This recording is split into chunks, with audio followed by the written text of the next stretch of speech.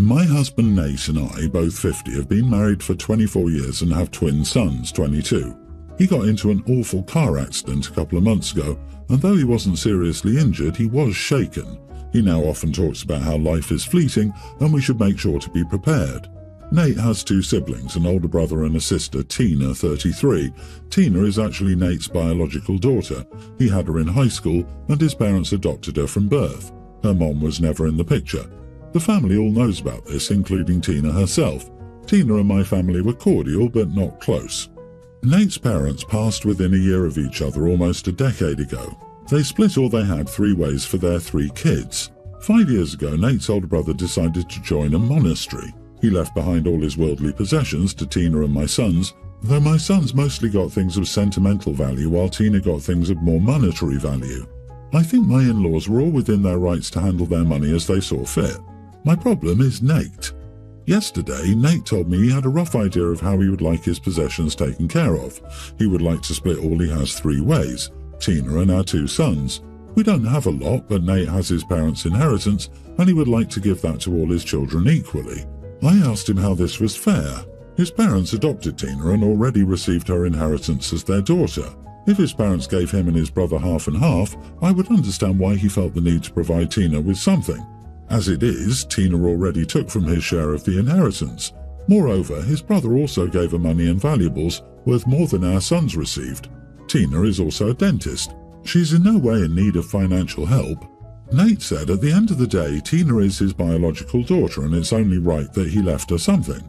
I don't think we need to pile more money onto a capable woman with a good job who already has so much while our sons are still young and just starting their careers. Am I the idiot?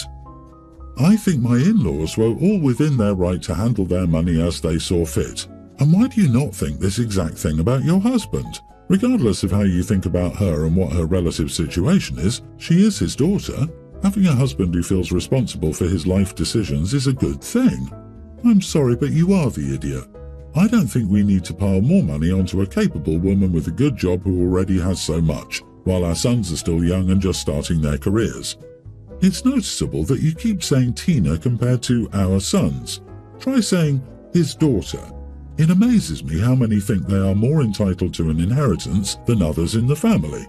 I can't imagine counting the money that is someone else's before they're even dead and buried and being upset that the shares aren't fair. Lady, how greedy are you? I bet you'll be one of those vicious people who try to challenge wills after death to take all you can get because you're already convincing yourself that no one deserves it more than you. You sound very jealous of his daughter. Regardless of her adoption status by blood and DNA, she is still his daughter.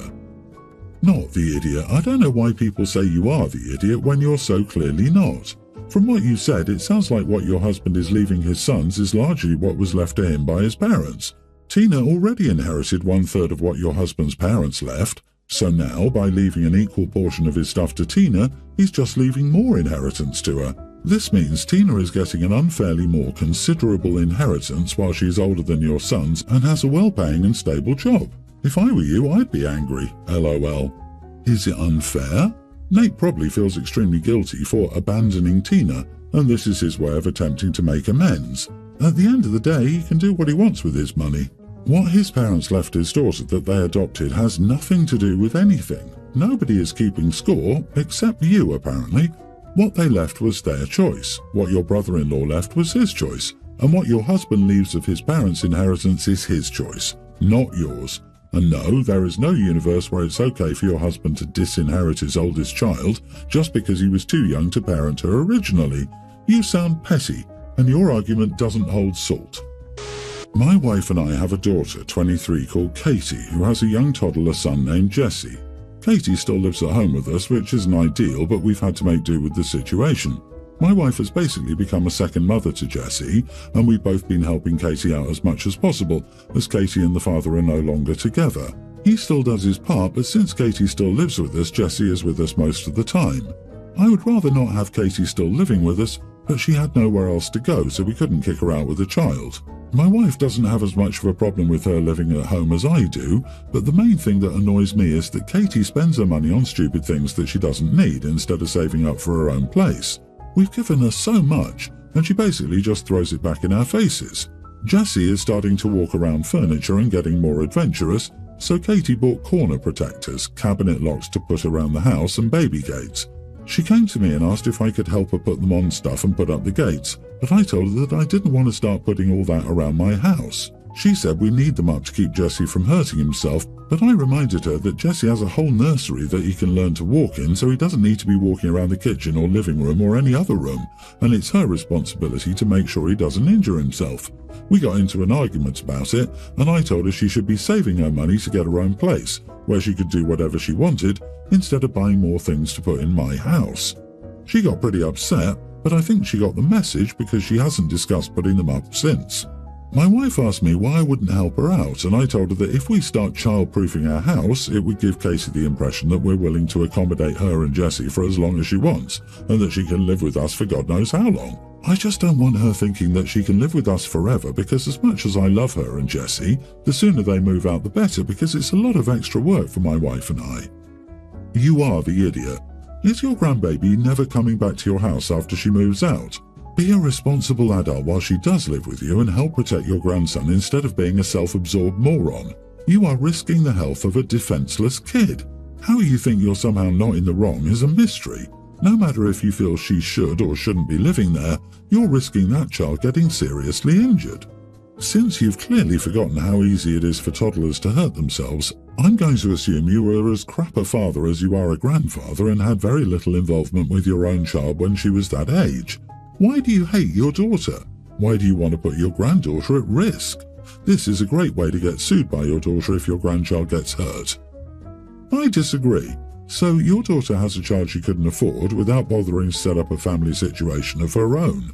If the father is doing his part, why doesn't he pay enough child support for your daughter to move out? Your wife is your real problem. She is enabling your daughter's wasteful spending and making more work for you. It's time to sit down and set a time limit for this nonsense to end. You raised your family and now it's their time to adult. New phones and similar crap are not what responsible parents buy when they can't even pay their own living expenses. Why would your daughter move out when she has mummies spoiling her rotten? As for the so-called child-proofing stuff, why is a 1-year-old freely roaming without supervision?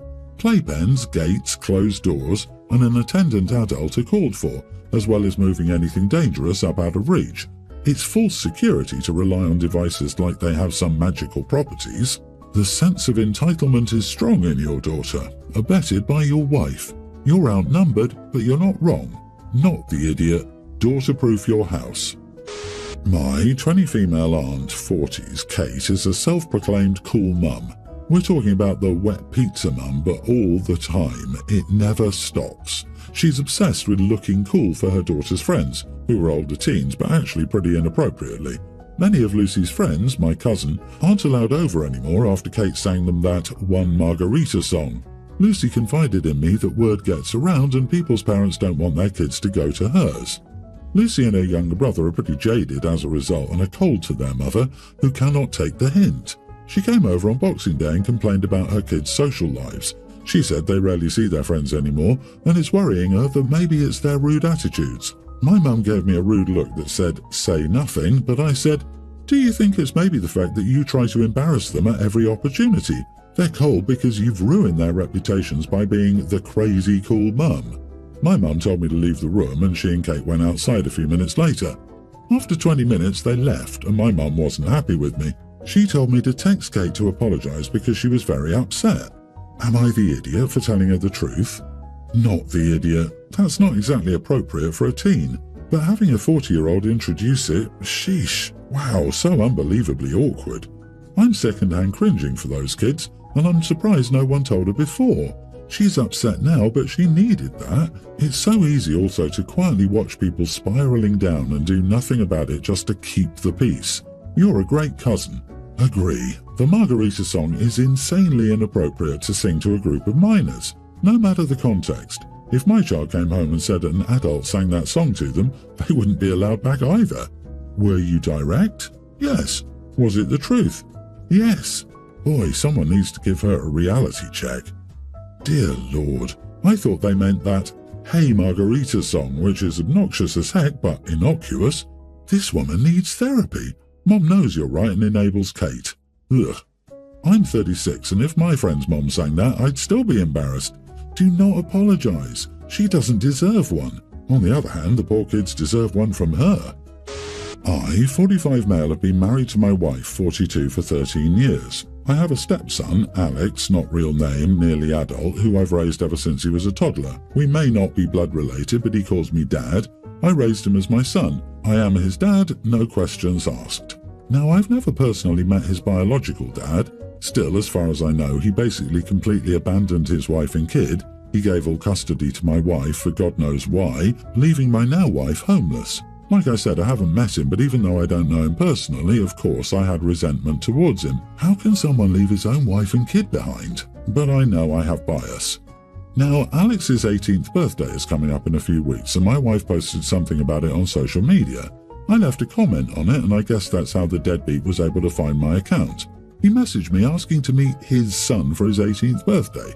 Though the message was addressed to both my wife and me, I don't really understand why he messaged me specifically. But he said we didn't have to introduce him to Alex as Alex's father.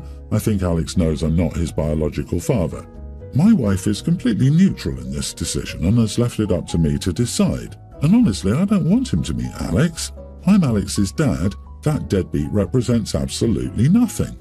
But yes, a small part of me is also scared Alex will start to consider that deadbeat his dad. That's why I'm asking. Am I the idiot if I took that experience away from my son? If I didn't let my son meet his biological dad? You are the idiot. This is something you need to let your son decide. You tell him his dad reached out and wants to meet him, and then you let him determine if he wants to or not. Your son will be 18 and his bio dad can reach out to him at that point. Do you want his bio dad telling him that he asked you guys to see him, but you kept him from him? That would probably just cause more issues. I know you're nervous, but I don't know how anyone who's had a loving family home, and when a bio parent shows up, the child just says screw the person who's raised them. He's still going to be your son, and you're still going to be dad to him. I agree with this. I can also speak from personal experience similar to what OP is going through now. It's tough. You have no reason to like or even respect this person and want to protect your kid from being hurt. But in the end, it's not your call. You have to give them the choice, and if they do choose to meet them, prepare them as best you can for it. I really hate when people use a major event, like a milestone birthday, to reconnect. Even if Biodad isn't introduced as dad, other party members will recognize him. Alex will ask why there's a random person there. It'll come out anyway. Biodad is just going to make the party about him. The best advice is to tell that man to meet his son after the birthday party and contact Alex on his own. OP's only move is to prepare Alex for the possibility of contact. I, 49 male, have 4 kids. Twin boys, both 27, one girl 25 and another son 21. This post is about my youngest son Jack. Since they were children, I promised my kids 2 things. 1, I'll fully pay for all of their college expenses, housing, tuition, food, etc. And 2, once they graduate college, I'll buy them a car. I kept that promise for all my kids except with Jack, and now I want to know if I'm an idiot for that. I paid for Jack's college expenses, but I'm refusing to buy him a car. Below are some of the reasons why. I co-signed my name on the lease for Jack's room that he rents with a friend, and I sent Jack his portion of the rent every month. The friend started taking advantage of my name on the lease and stopped paying for rent too, knowing I would cover the amount because I didn't want missed payments on my credit score. I asked Jack multiple times to ask his roommate to pay his portion, but the boy didn't care to even respond to me, and I ended up paying for 6 months of his friend's rent too, until I finally solved the problem by getting my name out of the lease. Jack has a very rude and entitled attitude. He speaks to us like we're his low-performing employees. The only time he contacts us is when he wants money and goes no contact otherwise, and we don't know what we ever did to him to treat us that way. Last year, when my wife had to be hospitalized, all of my kids flew back home to be there for their mother. Jack didn't want to, but one of his siblings bought him a ticket and talked him into flying out. Instead of being glad to be beside his very sick mother at the hospital, he spent the entire visit making everyone run errands for him. His sister had to cook a very specific type of meal for him, we had to drive him to the gym at a very specific time he demands, etc., and acted like it was one massive inconvenience for him to have to fly out. I even talked to my other kids about whether we were terrible parents that caused Jack to act this way, but all my other kids don't know why he ended up so entitled and spoiled. The rest of my kids are incredibly different from Jack. We all get along with each other and care about one another. For the rest of my kids, I spent maybe $100,000 on each kid's total college expenses. With Jack's careless spending habits and unwillingness to save us any money, Jack's college years cost me $180,000, so I refused to buy the promised car. Jack's upset and has gone to his grandparents complaining about me.